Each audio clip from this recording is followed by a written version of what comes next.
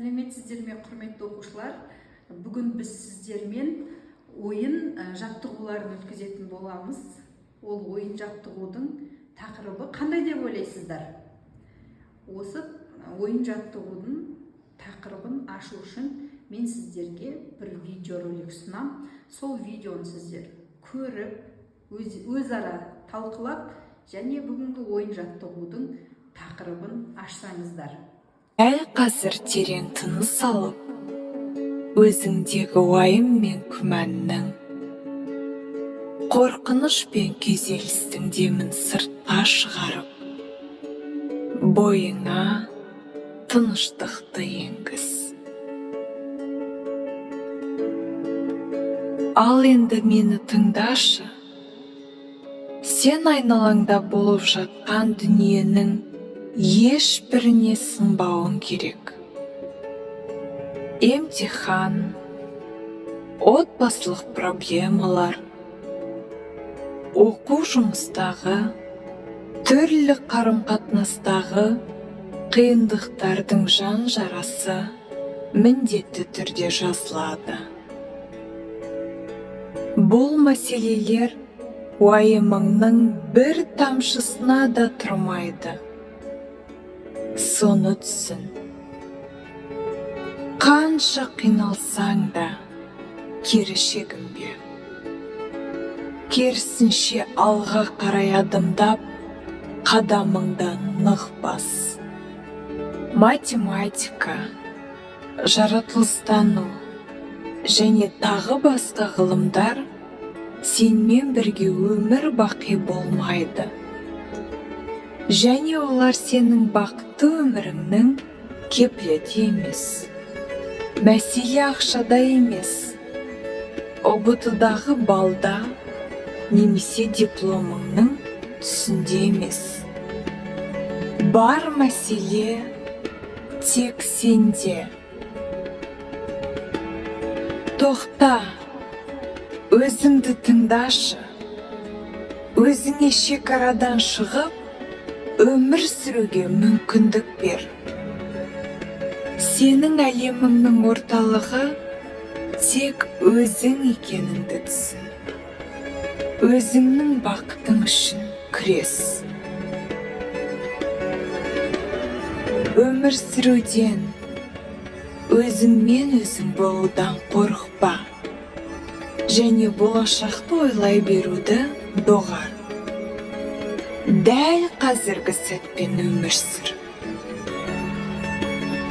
Білесің бе, сенің соңғы күніңнің қашан туатынын ешкім де білмейді. Әр күнің соңғы күн секілді өмір сүруді үйрен. Әр бір секундтан рахат алып өмір сүр. Жаныңа жақын нәрсені істе. Сенің жүрегің қалап тұрған нәрсені істеп, бақытты сезінуден артық еш нәрсе жоқ. Сенші, өз жолыңды тек сен ғана таңдайсың. Және дұрыс жасап жатқан, жатпағаныңды да шешуші тек сен. Саған сенің қолыңнан еш нәрсе келмейді деп айтуы мүмкін. Бірақ, білесің бе, сен алға қарай жүруіңді тоқтатпа. Қоғам қашан да сені шектеулерге тіреп, сені аяғыңнан шығуға тырысады. Берілме. Осы өмірде өз орныңды таба алмай қаламын деп қорқуды тоқтат. Себебі ең басты қателік мәңгілік сәтсіздіктен қорқу. Егер сенің жолың қиын болса, демек, сен дұрыс жолмен келе жатырсың. Бақытқа бастар жол тікенді ну арқылы өтеді. Тоқтама.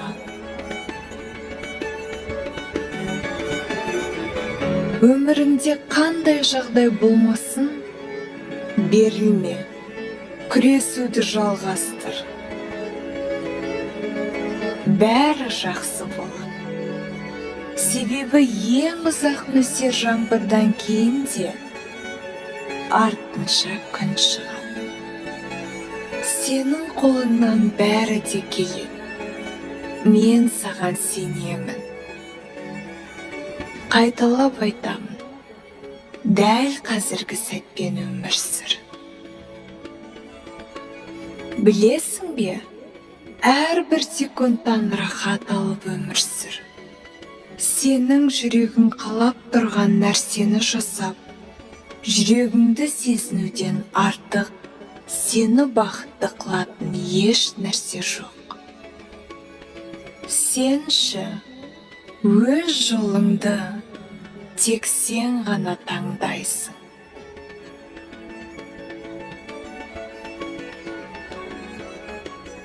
Тренингқа қош келдіңдер.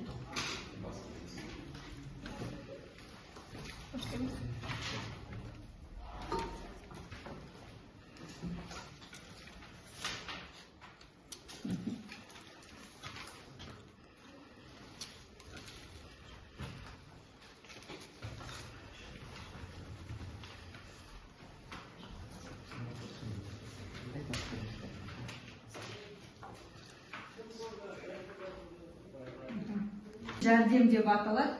Нұсқаулығы сіздерге жазылып тұр. Көңіл күйдің нашарлығын сезінген кезде қолыңызға қағаз, қалам алыңыз дейді. Екі қолымызға екі қалам алайықшы. Қалам немесе карандаш екеу алайық. Екі қолымызға екеу алайық.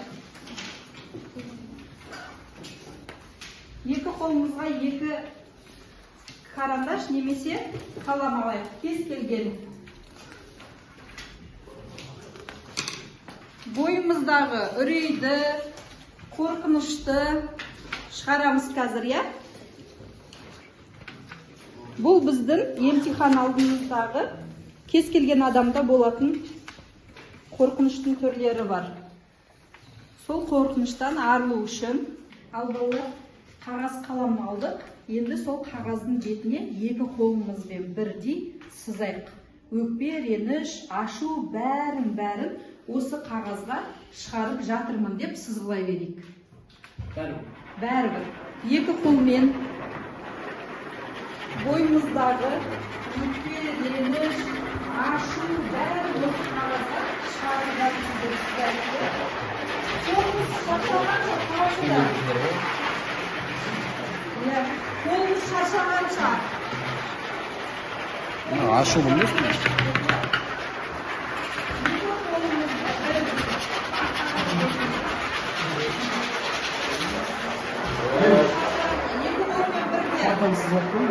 Қолымыз шаршағанша, иә?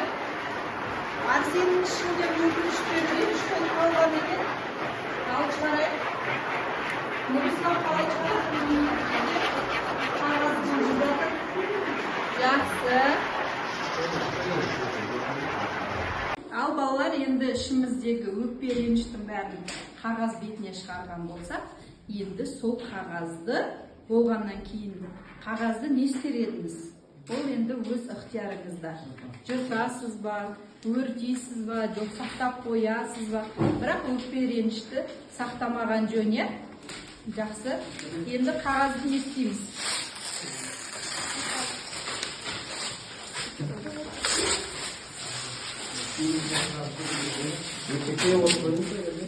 Енді сол қағазды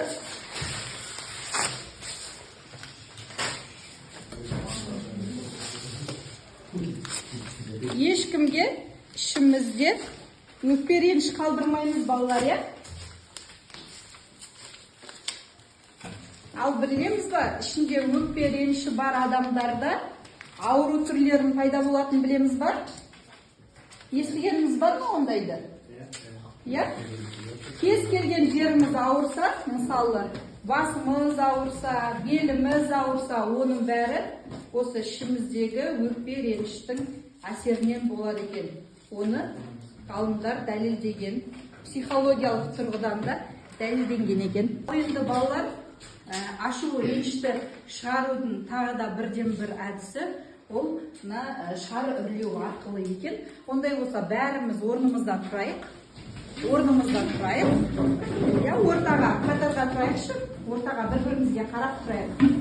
Бәріміз, я? Сосын барлықтарына бір-бір шардан таратып беремін. Шар үрлеген жақсы көреміз ба? Шардан қорқатындар да бар, я?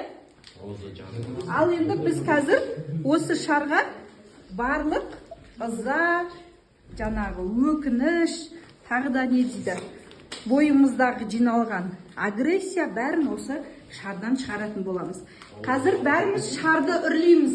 Қалағанымызша шарды үрлейміз. Я? Ол жарылуы да мүмкін. Әркім өзінің қалауынша үрлейді шарды. Апайла чат жоқ.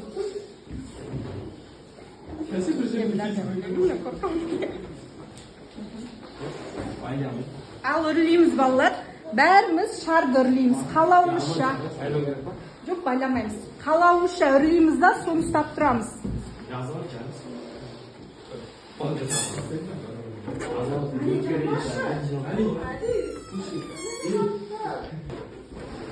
Болдық па? Есайын болдық па?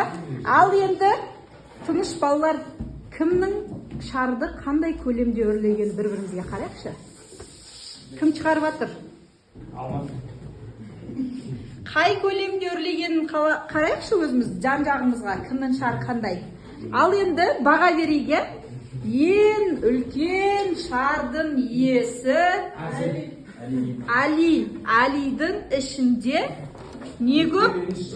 Агрессия, өкпе, реніш ішінде сол қапты. Енді сол агрессияны, өкпе, ренішті шығарамыз, Али. Али қалай шығарасың? Өкпе, ренішті қалай шығарасың? Аха.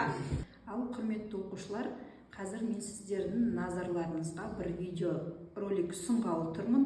Бұл жерде жаңағы біз жаттығудан көрсеткендей, адам бойындағы эмоцияны дұрыс шығармаған уақытта қандай ауру түрлеріне ұшырайтындығын сіздерге көрсеткелі тұрмын. Назарыңызды видеоға аударайық.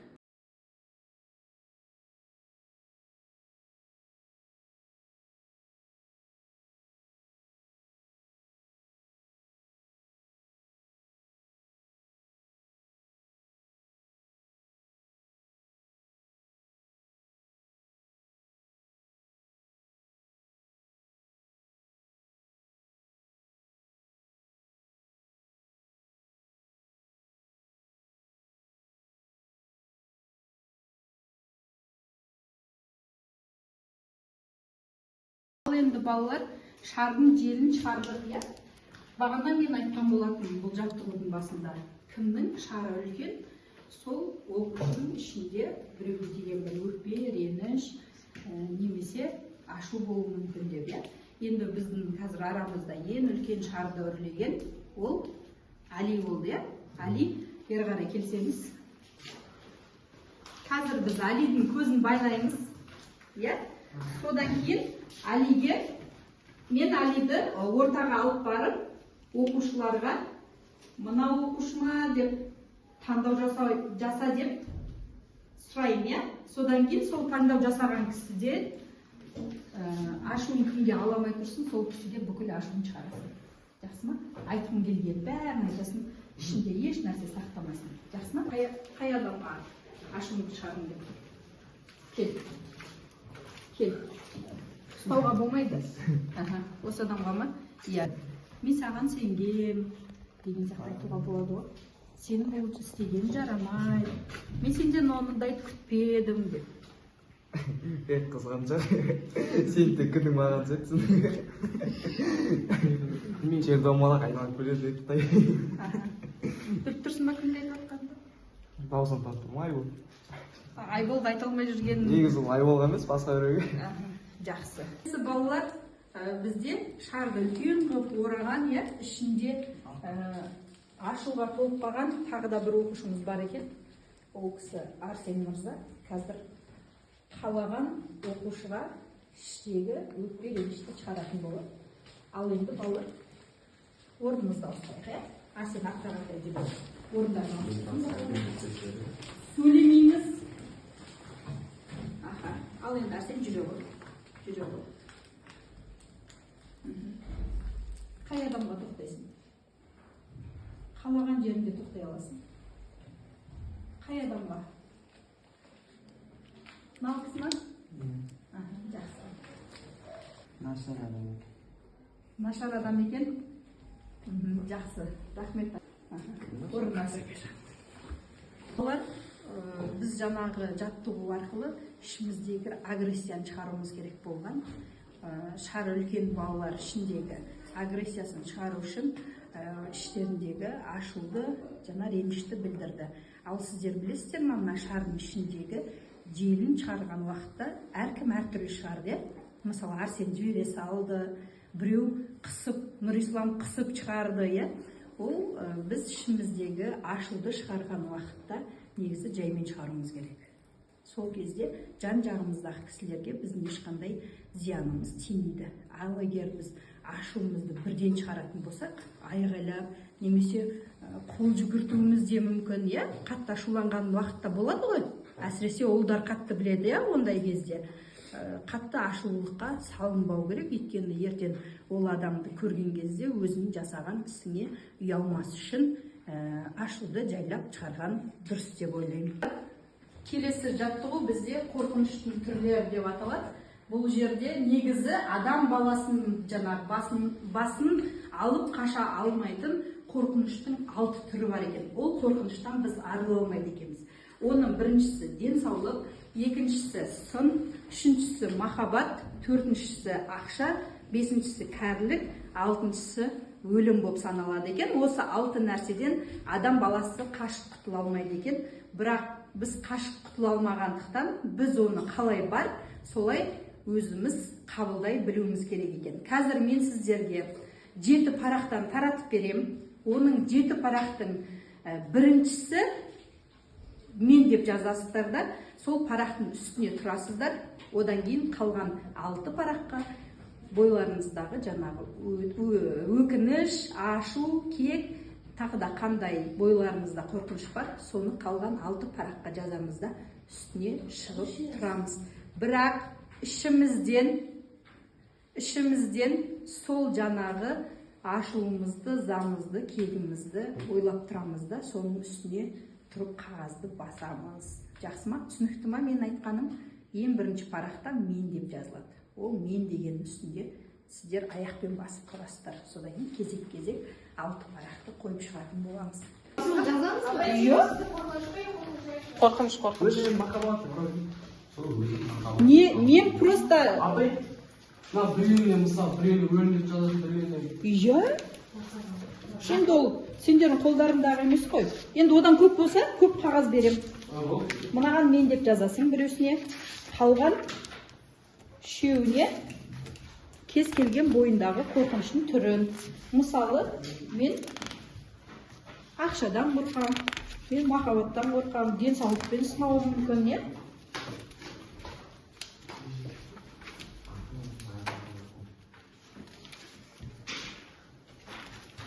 дәу болдырып осы қағаз беттеріне. Бірақ мәселеден қорқасың ба? Екеу кете ме?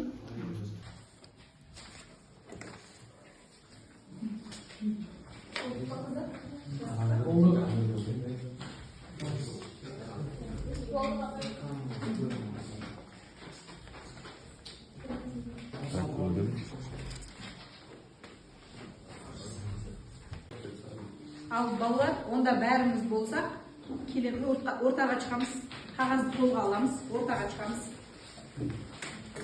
Бір параққа бір заттан жаздырайық, ортаға шығамыз. Ортаға шыққанда байқа беріңдер, бір-бірлерге көрсеңдер болды ғой.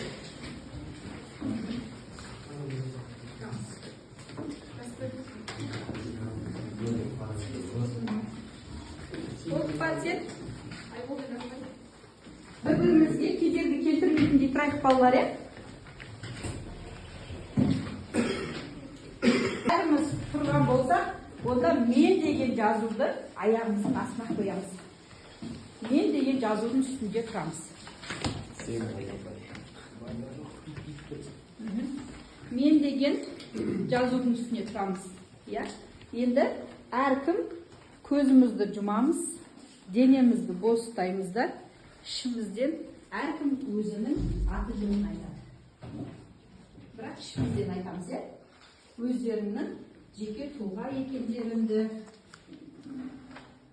өздерін түйсіну, аты жөндеріңді іштерінен айту, содан кейін қорқыныштың салмағына қарай таңдаған парақтың үстіне тұрып, қорқыныштың түрін, түсін, немесе неге байланысты екенін түсіндіру.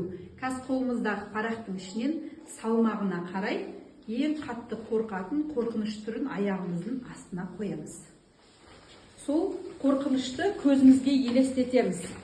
Түрін, түсін, немесе неге байланысты екенін өзіміз ойлаймыз. Неге байланысты екен қорқыныштың бұл түрі?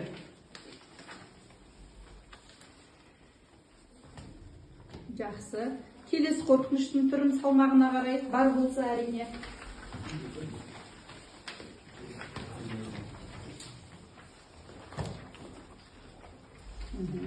Келесі қорқыныштың түрі.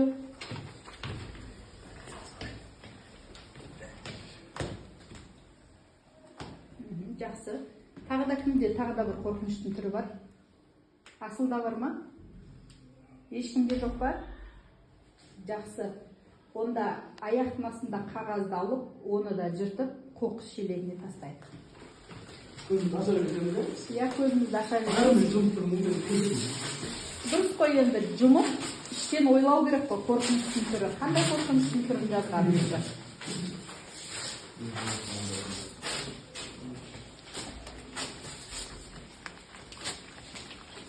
Орныңызға жайғасайық, балалар.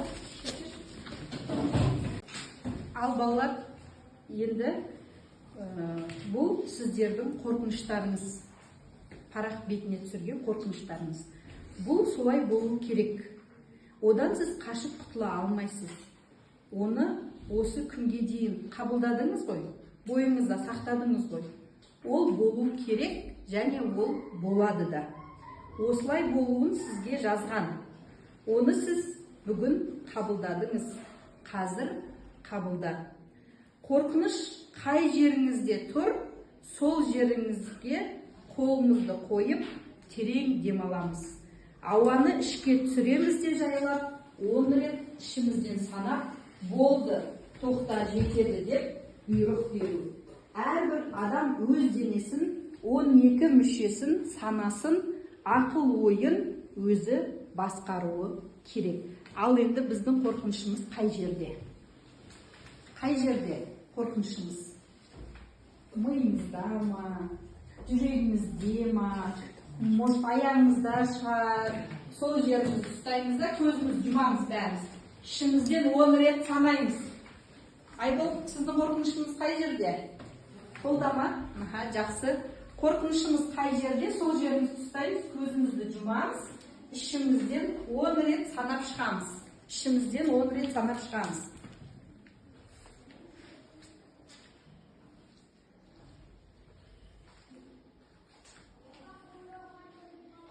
Енді ішімізден 10 рет санап шықса, болды, тоқта, жетеді деп айтамыз. Кеттік ал. Болды, тоқта, жетеді. Жақсы, көзімізді ашамыз. Бұл әр адамның өз денесі, яғни 12 мүшесі, санасы, ақыл ойы өзі басқару керек деген сөз. Жақсы балалар, ондай болса, келесі жаттығуға көшейік. Енді балалар орнымыздан тұрып тез-тез мына жерге орындықтарды қойықшы, екі ортаға. Кім қалай қояды, солай қояды. Содан ортаға, мен еш нәрседен қорқпаймын деген бір оқушы шықсыншы ортаға. Өзім батыр сезінетін, еш нәрседен қорқпайтын, ойында ешқандай үрей жоқ. Кім бар? Айбол кеш. Кел. Айбол кел. Айболдың қазір қолын, көзім байлаймыз, Балалар, қалғандарымыз партаға қарай тұрамыз. Партаға қарай тұрамыз, отырмаймыз. Партаға қарай тұрамыз, орындықтарымызды шығарып қоямыз да, өзіміз жолдан алшақ тұрайық, Қазір айбол қарап ал, сен осы кедергілерді өтесің. Айлайамадым.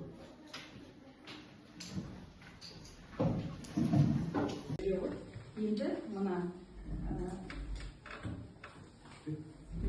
қолмен ұстама, иә? Қолмен ұстама. Сол мен айтып қойдым. Аха, айтпаймыз ғой, сен өзің жүру керексің. Қалай шығасың ары қарай? Аха. Шкафқа барған кезде тоқтайсың, иә? Оған дейін жүре бересің, бірақ ешкім қалай жүру керек екенін айтпайды. Өзің жүріп шығу керексің. Тыныштық сақтаймыз, балалар.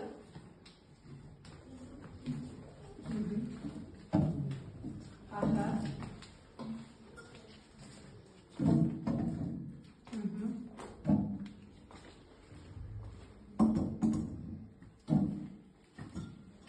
Қалай жүресің?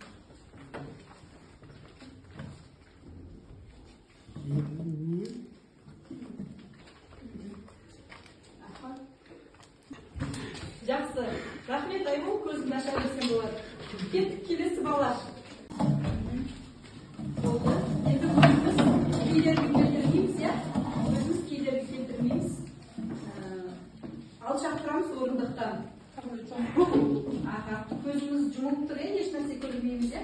Жақсы. Ал енді Айсана жүреді. Шкафқа барған кезде.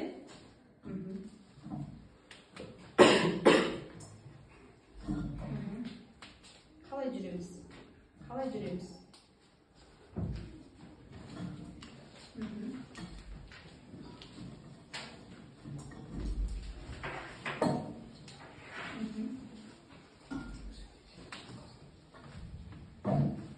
Жақсы.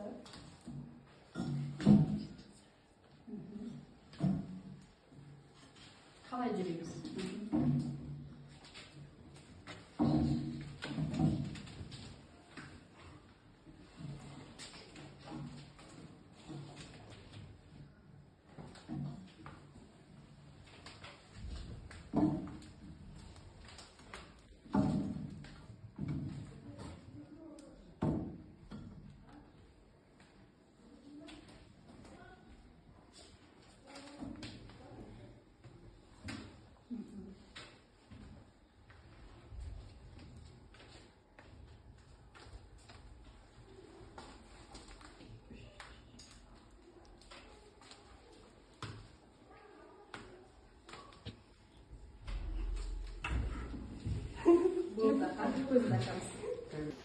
Балалар, енді өздеріңіз көрдіңіздер, жаңа ерек жол деген жаттығуды орындадық. Ол жаттығуда Айбол және Айсана қатысты, иә?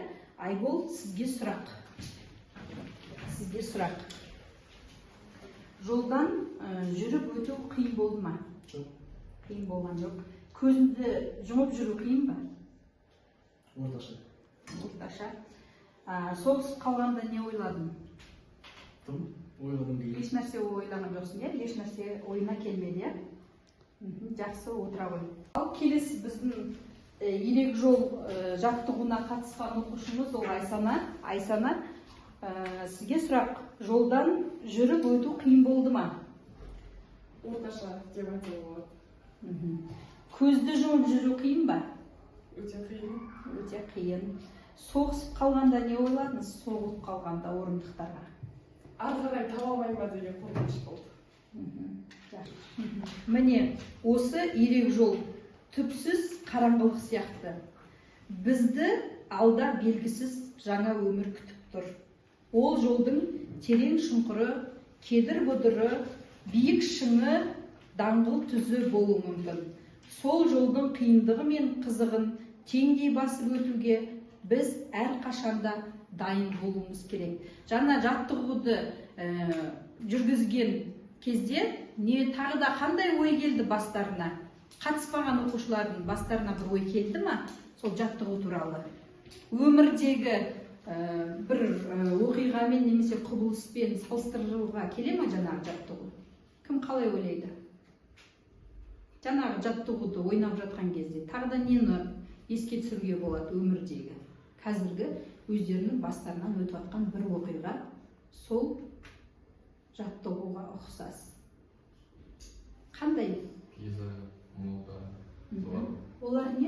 орнымыздан тұрамыз, иә? Сіздердің тапсырып жатқандарыңыз. Тесттің тапсырмалар адамның қорқынышы. Өтпей қалу. Ол жаңағы орындықтар болып табылады, иә? Біздің өміріміздегі отыра ғой жақсы кедергілердің бәрі орындықтар іспеттес болады. Біз сол өмірдегі болып атқан кедергілерден кіммен бірге өтіп жатырмыз? Кім бізді сол кедергіден өткізуге көмектесіп жатыр? Ешкім.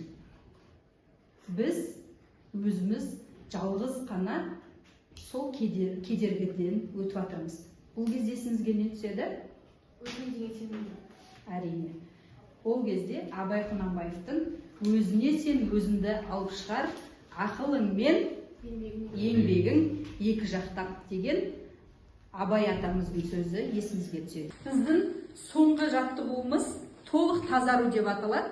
Ол үшін орындықта отырамыз, екі шынтағымызды тізеге қоямыз. Партаны кішкене алдыға жылжытайық. Алдыға жылжытайық. Қолымызды тізеге қояйық. Тізе қайда? Тізе қайдасың? Тізеге қояйық.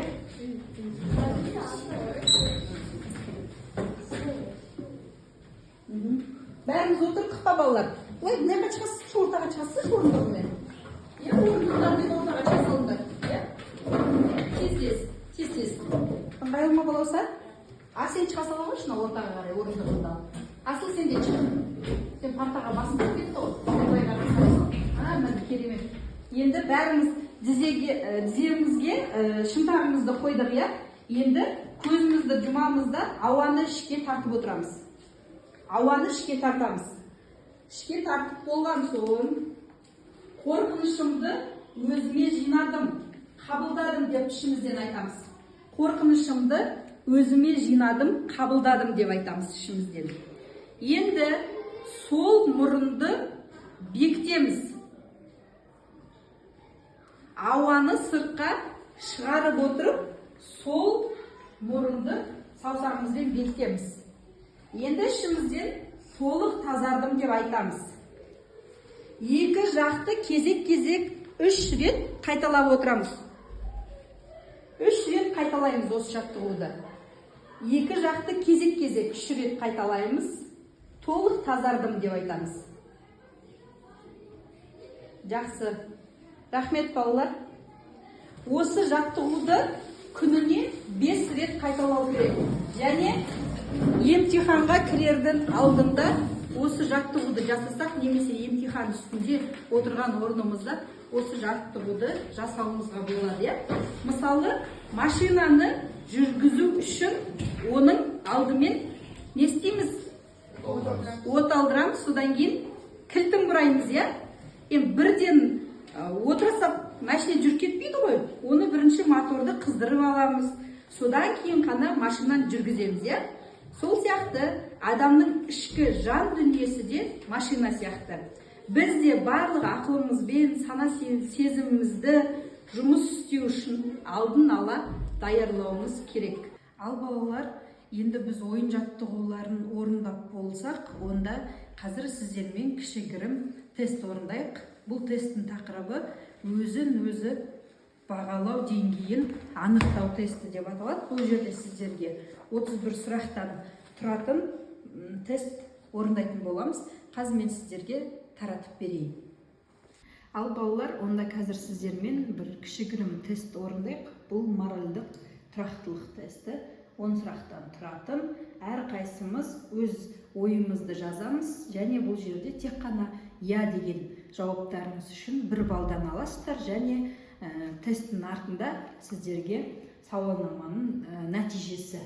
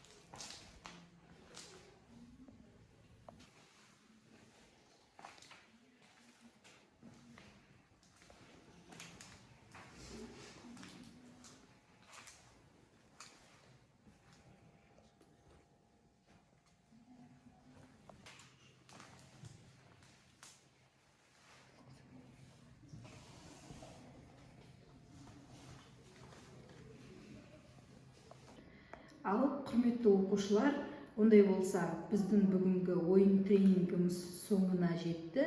Енді аяқтамас бұрын сіздердің бүгінгі ойын тренингінен алған әсерлеріңізді біліп алсақ, әркім өзінің ойымен бөліссе, қандай әсер алды, ұнады ма, ұнаған жоқ па, пайдалы жағы көп болды ма, жоқ әлде пайдасыз жағы көп болды ма, кімге жағымды болды, кімге жағымсыз болды, сол жөнінде әрқайсыларыңыз өз ойларыңызды айта кетсеңіздер. Бүгінгі тренинг жаттығу ұнады, бүгінгі ойын маған қатты ұнады. Ендігі қорықпайтын боламын.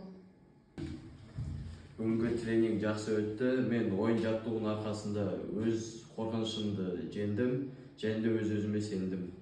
Жақсы, рахмет. Бүгінгі ойын жаттығу қызықты болды. Мен үшін өте жақсы. Бүгінгі ойын жаттығу өте керемет өтті. Мен алдағы келатқан экзамендерге деген қорқынышым сәл де болса басылды. Алда жақсылап мен ойдам, өз-өзіме сенемін. Жақсы. Бүгінгі ойын жаттығу жақсы өтті. Мен өз үшін деген жеңе білдім. Маған бүгінгі ойын жаттығу ұнады. Мен ендігіде қорықпайтын боламын.